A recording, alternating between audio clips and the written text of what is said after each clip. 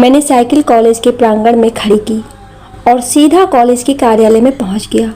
वहां से मैंने प्रवेश फॉर्म खरीदा और वापस अपनी साइकिल के पास आ गया। मैं साइकिल के पास खड़ा प्रवेश फॉर्म को पढ़ ही रहा था कि सीमा मेरे पास आकर बोली, अरे सुरजीत, तुम यहाँ कैसे? मैंने नज़रें उठाकर सीमा की तरफ आश्चर्य से देखा। मैं यहाँ कक्षा 11 में प्रवेश के लिए प्रवेश फॉर्म लेने आया था। तुम्हें यहाँ देखकर खुशी हुई। मैं तो इसी कॉलेज में पढ़ती हूँ। और अब शहर छोड़कर तुम भी यहीं पढ़ोगे? हाँ, शहर 20 किलोमीटर दूर पड़ता है। रेल से आने जाने में असुविधा रहती है। इस समय आपातकाल 1975 में भारत में आपातकाल लगाया गया था कि स्थिति होने से शहर का माहौल भी बिगड़ रहा है।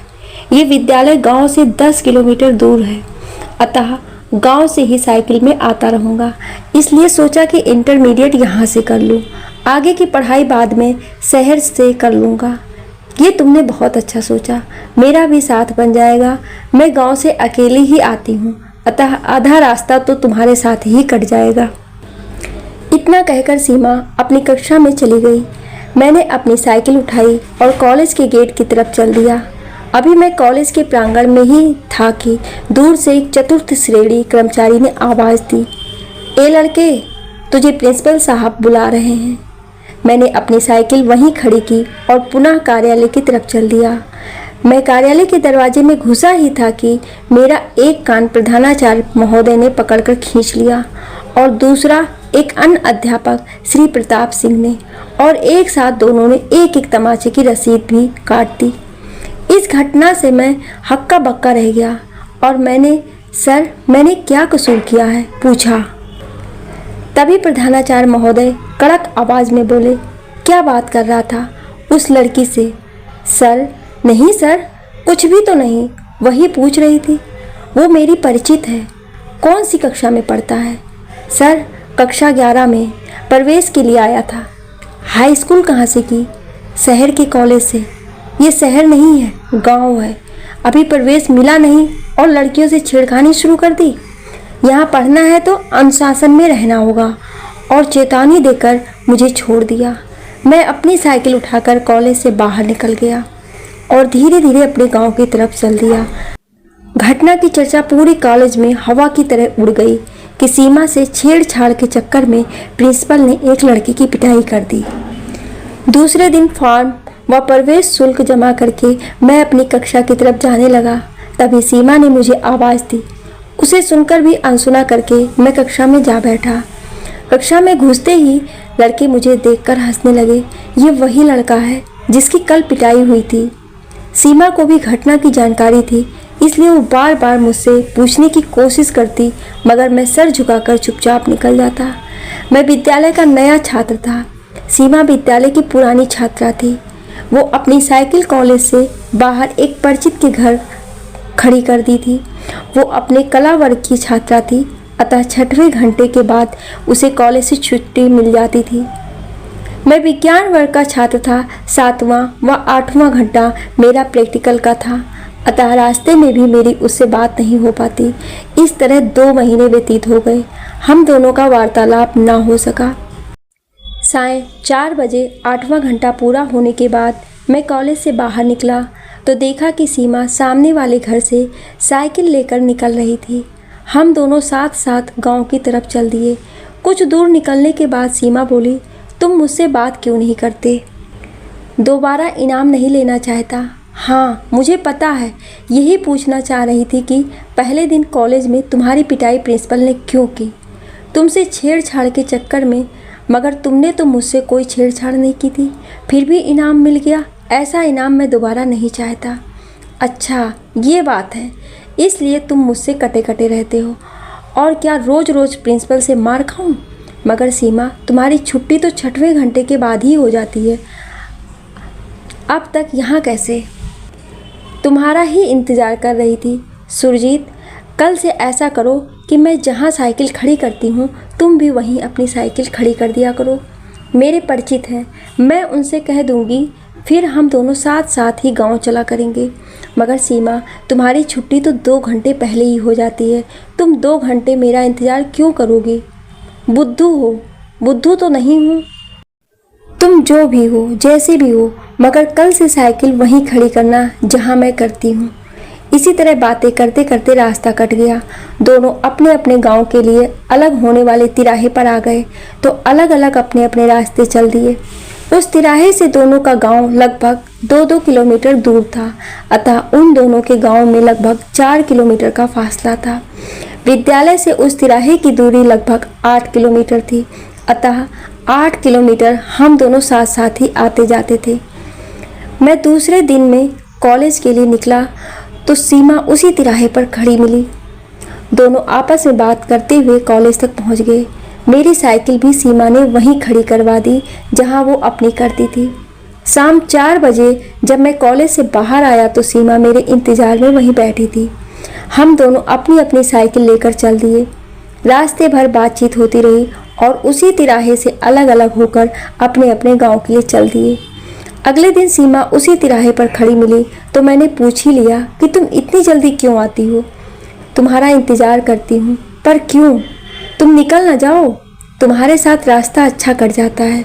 और हम दोनों कॉलेज के लिए चल दिए।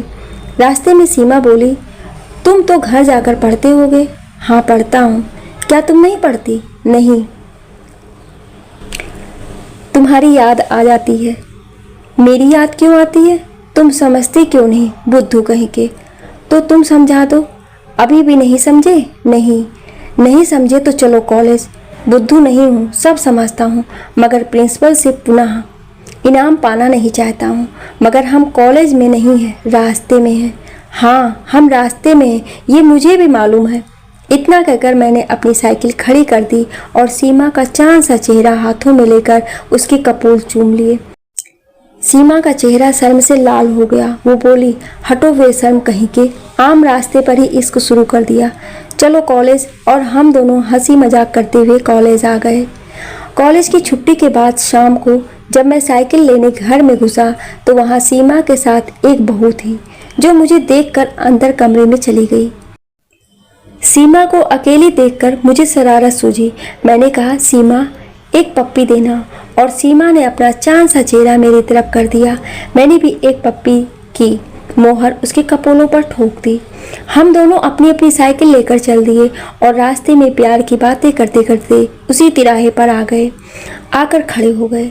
मैंने सीमा को बाहों में भर लिया और अपने अधर उसके कपोल पर रख दिए। सीमा का चेहरा शर्म से रंग बदलने लगा। रास्ता एकांत था तथा चारों तरफ मूंज खड़ी थी और सीमा मेरी बाहों में थी। कुछ समय बाद सीमा बोली, अब मुझे घर जाने दो। नहीं, अभी दिल नहीं भरा। और मैंने सीमा को पुनः बाहों में भर लिया तो सीमा ने भी अपनी बाहें मेरी पीठ पर पहुंचा दी। हम दोनों आलिंगन में बंधे काफ़ी समय तक खड़े रहे तो सीमा ने छटपटा कर कहा, अब तो मुझे घर जाने दो, काफ़ी देर हो चुकी है। माँ पूछेगी तो क्या कहूँगी? मैंने ना में सिर हिलाया तो सीमा छटपटा कर मेरी बाहों से निकल गई और साइकिल लेकर चल दी तो मैंने उसकी चुनरी पकड़ ली। वो चुनरी छोड़कर बाय बाय करती हुई चली गई। मैंने उसकी चुनरी को अपने सीने से लगा लिया जैसे सीमा ही मेरी सीने से लगी हो। कुछ समय इंतजार करने के बाद सीमा मेरी आंखों से ओझल हो गई और मैं अपनी साइकिल उठाकर अपने घर की तरफ चल दिया। अगले दिन सीमा मुझे उसी जगह मिली। मैंने उसकी चुनरी उसे लौटा दी और हम दोनों प्यार की बातें करते करते कॉलेज पहुंच गए। कॉलेज के छात्र छात्राओं में हमारे प्यार के चर्चे शुरू हो गए। लड़कियां मुझे देखकर एक दूसरे को बताती कि यही है सीमा का सुरजीत। लड़के सीमा का नाम लेकर मुझे चिढ़ाने लगे। 4:30 बजे जब मैं साइकिल लेने घर में घुसा तो सीमा को अकेले देखकर मैंने कहा, सीमा एक पप्पी देना। मगर सीमा मेरी बातें अनसुनी करके चल दी। मुझे हल्का सा दिखावटी गुस्सा भी आया मगर सीमा अपनी धुन में चलती रही। कुछ दूर चलकर सीमा बोली, सुरजीत तुम्हें मालूम है मैंने तुम्हें वहाँ पप्पी क्यों नहीं दी? मैंने कुछ बनावटी गुस्से में कहा, मुझे क्या मालूम, शायद तुम्हारे नखरे हैं। सीमा एकदम छटपटा कर बोली, नहीं मैं तुम्हें नखरे नहीं दिखाऊंगी। तो क्या बात थी? कल तुम जब पप्पी ले रहे थे तब कमरे की विंडो से वो बहू देख रही थी। सीमा ने कुछ शर्माते हुए कहा, उसने किसी से कहा तो नहीं? नहीं, उसने किसी से नहीं कहा, मगर आज मुझसे पूछ रही थी कि ऐसी क्या बात थी जो तुम्हारे कान में ही कह रहे थे। फिर तुमने क्या कहा? मैं क्या कहती? शर्म से पानी पानी हो गए। उसने सब देख लिया था। इस तरह प्रेमालाप करते करते रास्ता कब कट गया पता ही नहीं। हम दोनों उसी तिराहे पर आ गए, वहीं हमारा प्रेम स्थान बन गया। उसी जगह खड़े होकर हम दोनों प्यार की बातें करते व एक दूसरे पर प्यार लुटाते। अगले दिन मैं कॉलेज जाने के लिए गांव से निकलकर उसी तिराहे पर पहुंचा तो सीमा वहां नहीं थी। मुझे सीमा वहां नहीं मिली, ऐसा पहली बार हुआ था।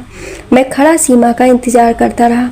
कुछ समय इंतजार करने के बाद मैंने सोचा शायद सीमा आगे निकल गई होगी, अतः मैं भी अकेला ही साइकिल लेकर कॉलेज की तरफ चल पड़ा। रास्ता काटे नहीं कट रहा था। मैं जैसे तैसे कॉलेज तक पहुंच गया।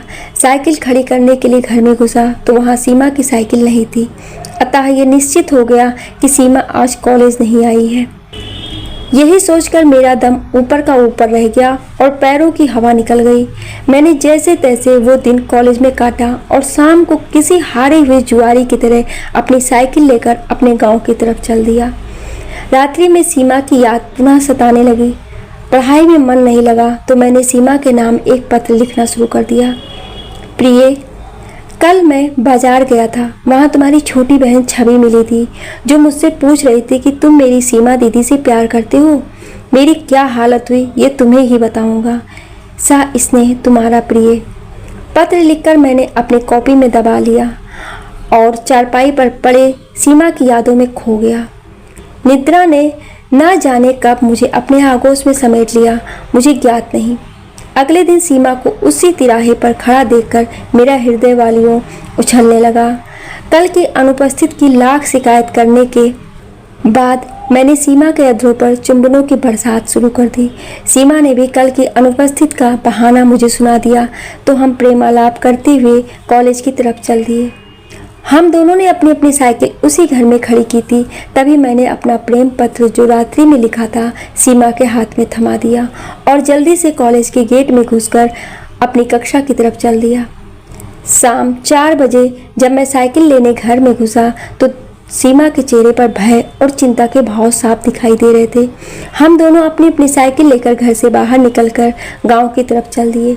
कुछ दूर चलकर साइकिल पर चलते चलते ही सीमा ने कहा, क्या कल तुम्हें मेरी छोटी बहन छवि मिली थी? हाँ मिली थी। सही सही बताओ, तुम्हें कहाँ से मिल गई? तो क्या मैं झूठ बोल रहा हूँ? नहीं। पर वो क्या पूछ रही थी? वो पूछ रही थी कि क्या तुम मेरी सीमा दीदी से प्यार करते हो? मैंने चुटकी लेकर कहा। फिर तुमने उससे क्या जवाब दिया? मैं क्या जवाब देता? हाँ कहनी पड़ी और शर्म से बेहाल हो गया।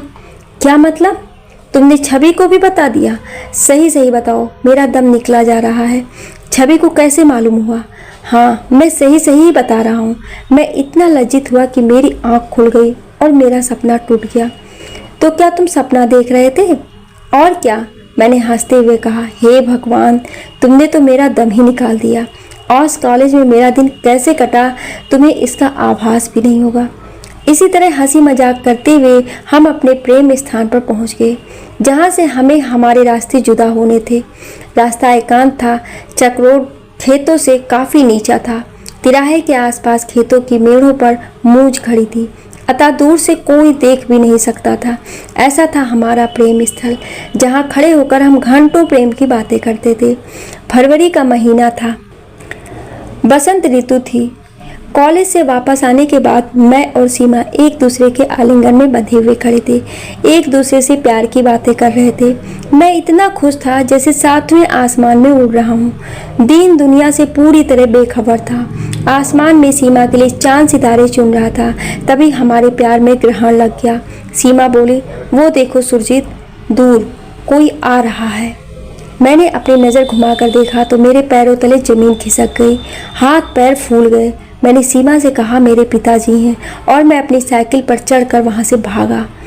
पिताजी जब तक सीमा के पास पहुंचे तब तक मैं लगभग 300-400 मीटर दूर निकलकर आंखों से ओझल हो गया। सीमा अपनी साइकिल की चैन पकड़कर वहीं बैठ गई। पिताजी ने पास आकर सीमा से बात की। क्या बात है बेटी? पूछा। क्या? कुछ नहीं ताऊजी, साइकिल की चैन फंस गई थी, वो मैंने ठीक कर ली। और कोई परेशानी तो नहीं? नहीं ताऊजी, अब चैन ठीक है, मैं गांव जा रही हूँ। कोई परेशानी हो तो मैं तुझे तेरे गांव तक पहुँचाऊँ? नहीं ताऊजी, मैं तो प्रतिदिन कॉलेज से वापस इसी रास्ते से आती हूँ, आराम से घर पहुँच जाऊँगी। इतना कहकर सीमा अपने गांव की तरफ चल दी। पिताजी भी अपनी साइकिल लेकर आगे बढ़ गए। इसी तरह पढ़ते लिखते वो प्यार करते करते 2 साल का समय कब कट गया हमें पता ही नहीं चला। आखिर वो दिन भी आ गया जब हमें अलग होना था। इंटरमीडिएट उत्तीर्ण करने के बाद हम दोनों ने कॉलेज में ही बैठकर साथ जीने मरने की कस्में खाई।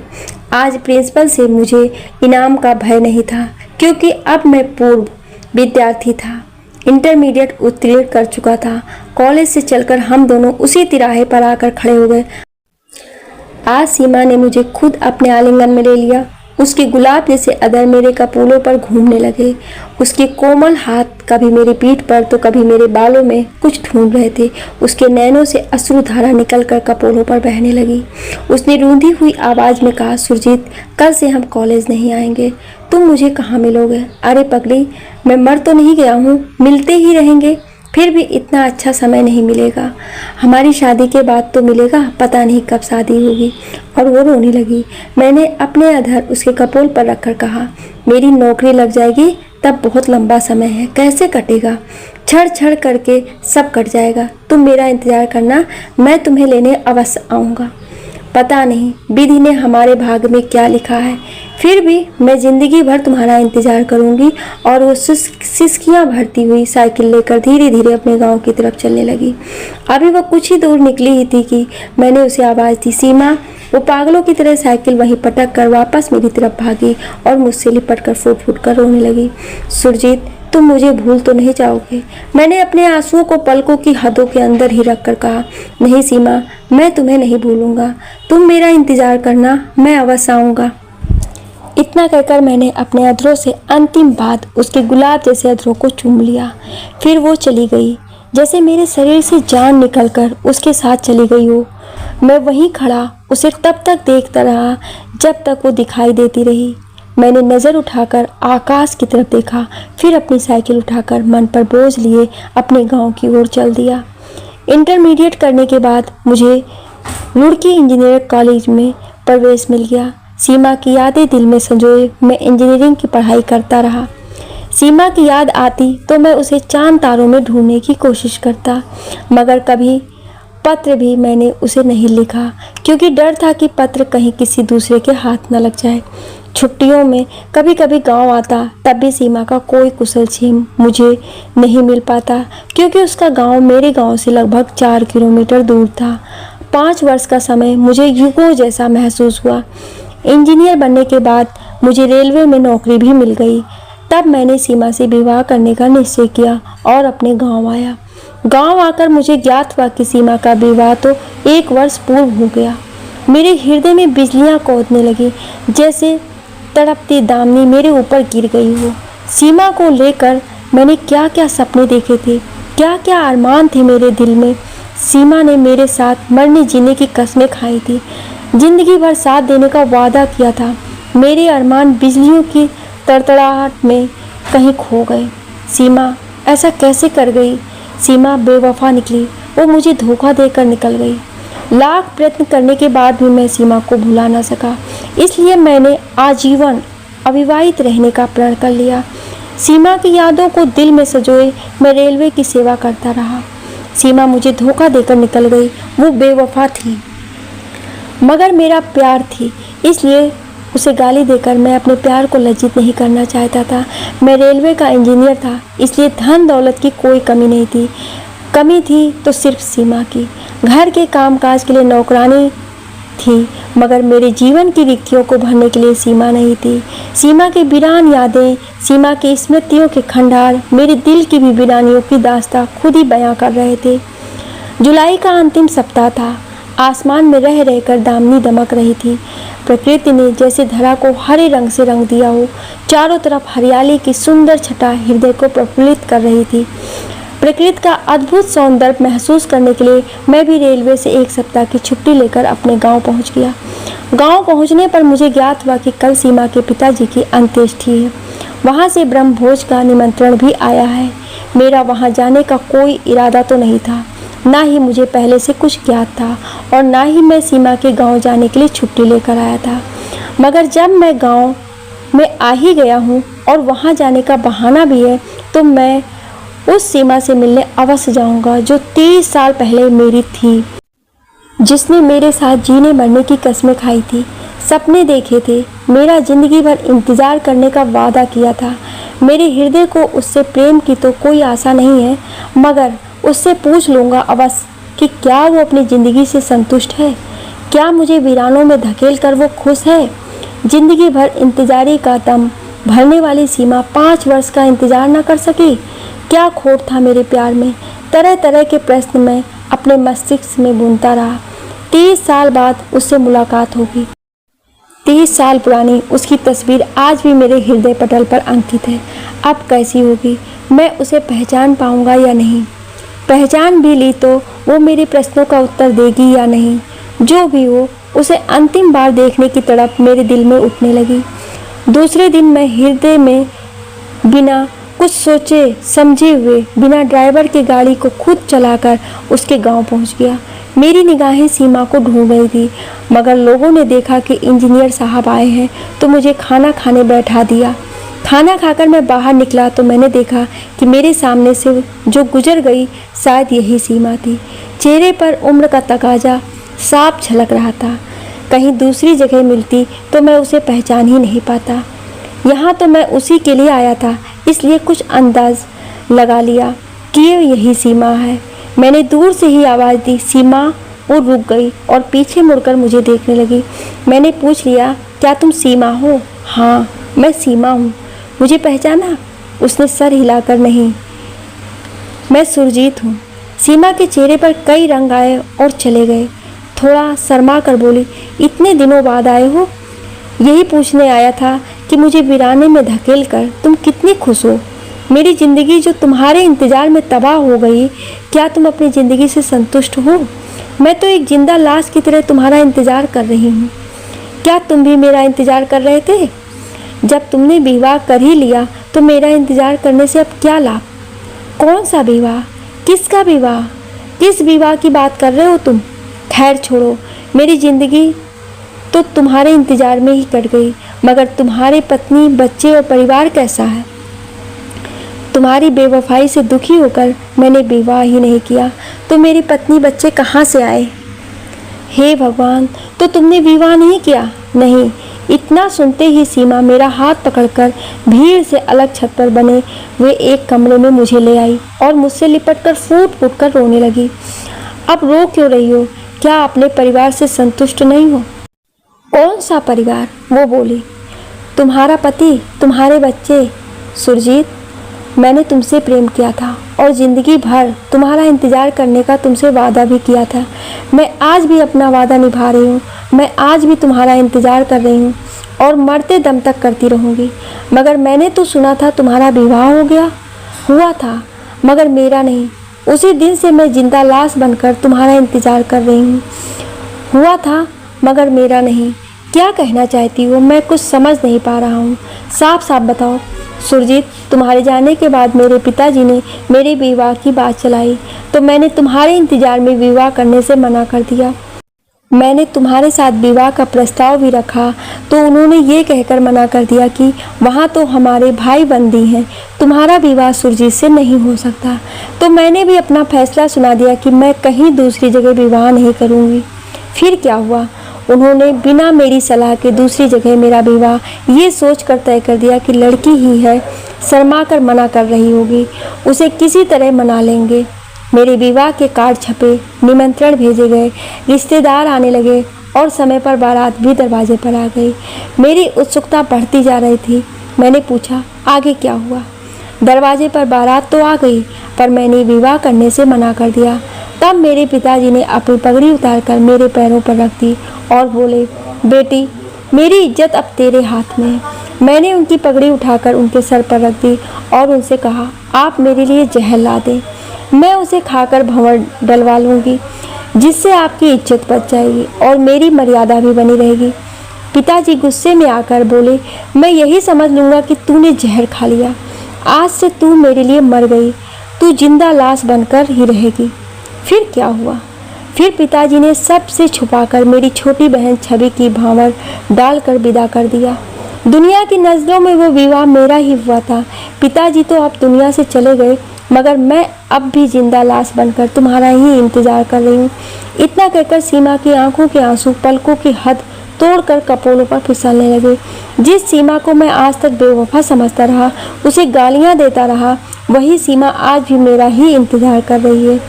यही सुनकर मेरे नैनों से अश्रुधारा बहने लगी। उन्हीं आंसुओं में सब गिले शिकवे बह गए। मैंने सीमा को बाहों में भरकर भारी हुए गले से कहा, अब अपने घर चलो। सीमा का हाथ थामकर मैं उसे गाड़ी तक ले आया और उसे गाड़ी में बिठा लिया। मैं ड्राइवर सीट पर था, मेरी बगल वाली सीट पर सीमा। गाड़ी चलने लगी। तब मैंने कहा, सीमा एक पप्पी देना। सीमा ने शर्म से अपना चेहरा आंचल में छुपा लिया। लिखने और बोलने में कोई त्रुटि हुई हो उसके लिए क्षमा प्रार्थी हूँ। आपको ये कहानी कैसी लगी हमें कमेंट करके ज़रूर बताएं और ऐसी ही कहानियाँ सुनने के लिए हमें सब्सक्राइब जरूर करें। Thank you.